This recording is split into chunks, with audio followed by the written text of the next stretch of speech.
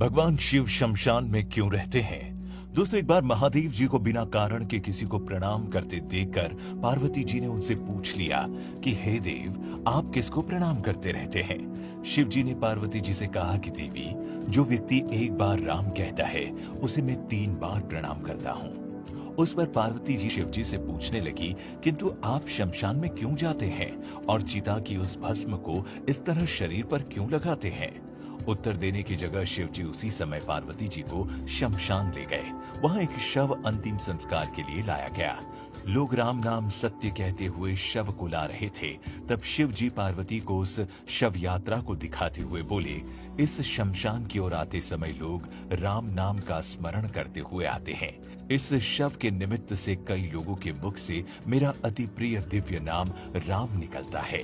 उसी को सुनने मैं शमशान में चला आता हूँ और इतने लोगों के मुख से राम नाम का जप करवाने में निमित्त बनने वाले इस शव का मैं सम्मान करता हूँ, इसे प्रणाम करता हूँ और इसीलिए अग्नि में जलने के बाद इसकी भस्म को अपने शरीर पर लगा लेता हूँ।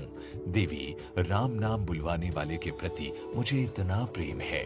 दोस्तों, एक और प्रचलित लोक कथा के अनुसार दरअसल एक बार देवी उमा भगवान शिव से पूछने लगी, हे भगवान, स्वर्गलोक में तो अनेकों सुख सुविधाओं से लोग संपन्न निवास स्थान है, फिर उन सब को छोड़कर आप इस शमशान भूमि में कैसे रहते हैं? शमशान की वो भूमि तो हमेशा केशों और हड्डियों से भरी रहती है। चारों तरफ मनुष्यों की खोपड़ियां और घड़े पड़े रहते हैं। गिद्धों और गिदड़ों की जमातें जुटी रहती है। हर ओर चिताएं जला करती है।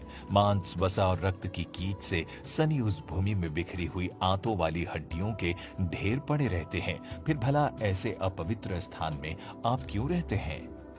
उस पर शिव जी उत्तर देते हुए बोले, हे देवी, मैं तो पवित्र स्थान की खोज में दिन रात इस पृथ्वी पर विचरण करता रहता हूँ, परंतु इस पूरे धरती लोक पर मुझे शमशान से बढ़कर दूसरा कोई पवित्र स्थान नहीं मिला।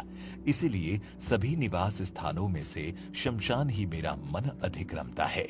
बरगद की डालियों से ढकी और मुर्दों के शरीर से टूटकर गिरी उन पुष्प मालाओं से सुसज्जित इस शमशान भूमि में मेरे भूत गणों का वास है।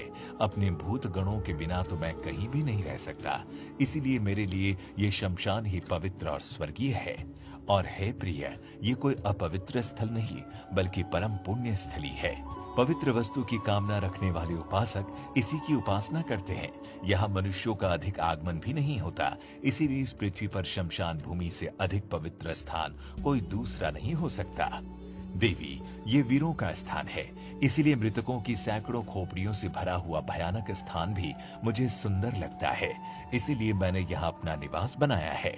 और ऐसी मर्यादा है कि दोपहर के समय, दोनों संध्याओं के समय और तथा आद्रा नक्षत्र में दीर्घायु की कामना रखने वाले अथवा अशुद्ध और पापी प्रवृत्ति वाले पुरुषों को वहां जाना भी नहीं चाहिए।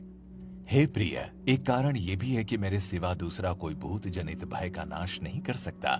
इसीलिए मैं शमशान में रहकर समस्त जनमानस की रक्षा करता हूँ। मेरी आज्ञा मानकर ही भूतों के समुदाय अब इस जगत में किसी की हत्या नहीं कर सकते।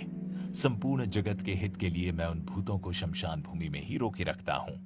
देवी, अब मैंने शमशान भूमि में रहने के पीछे का संपूर्ण रहस्य तो तुमको बता दिया है। अब यदि कोई और प्रश्न भी तुम्हारे मन में है तो मुझसे निसंकोच पूछो।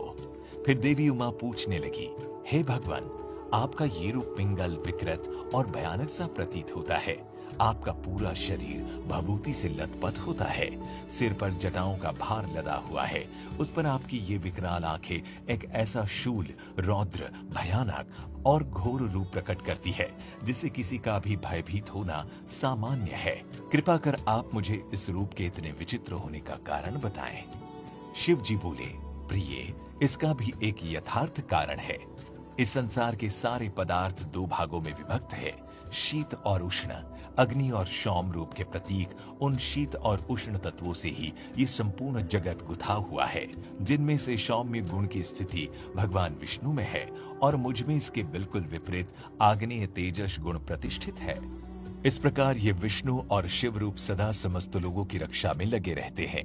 और देवी, ये जो विकराल नेत्र से युक्त और शूल से सुशोभित भयानक आकृति वाला मेरा रूप है, यही आग्रह है जो संपूर्ण जगत के हित में तत्पर रहता है।